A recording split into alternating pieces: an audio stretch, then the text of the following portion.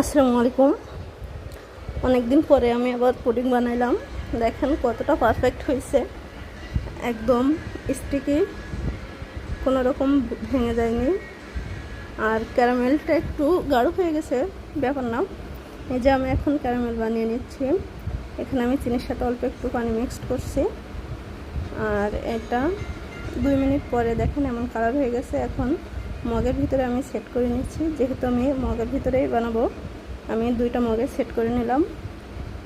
আর ক্যারামেলটা 2 মিনিটের ভিতরে সেট হয়ে যায়, অনেক শক্ত হয়ে যায়। আর এখানে আমি 3টা মুরগির ডিম নিয়ে নিচ্ছি।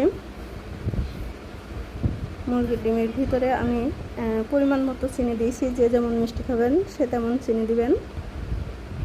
আর চিনিটা এমনভাবে নাড়াইতে হবে যেন সম্পূর্ণ গলে যায়। এখানে চিনিটা আস্তে আস্তে থাকলে ওই শুদ্ধ যদি আপনি পুডিংটা বসান, তাহলে আপনার চিনি থেকে পানি বেরোয়, কিন্তু পুডিংটা একদম নরম হয়ে যাবে আর এটা বসবে না কোনোভাবেই। সম্পূর্ণ সুন্দর করে গলে নেবেন। আর এখানে আমি মেজারমেন্ট কাপের 3 কাপ দুধ দিয়ে দিচ্ছি। এটা আমি গরম করে নিয়েছি। আর হালকা গরম থাকতে আমি দুধের ভিতরে দিয়ে দিচ্ছি। অনেক সুন্দর করে মিক্সড করে নিয়ে আমি এখন মগের ভিতরেই দিব।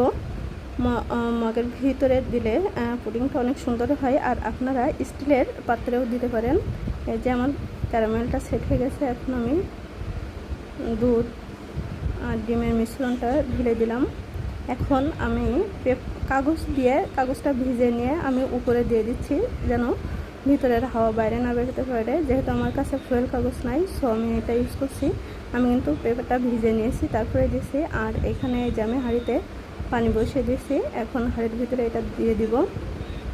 ব্যাস, এভাবে আমি মাত্র 15 মিনিট জাল দিয়ে নিব। দেওয়ার পরে এই যে আমি 15 মিনিট জাল নেওয়ার পরে দেখেন আমার চামচে কোনোভাবেই কোনো কিছুই লাগছে না। এটা পারফেক্ট হয়েছে।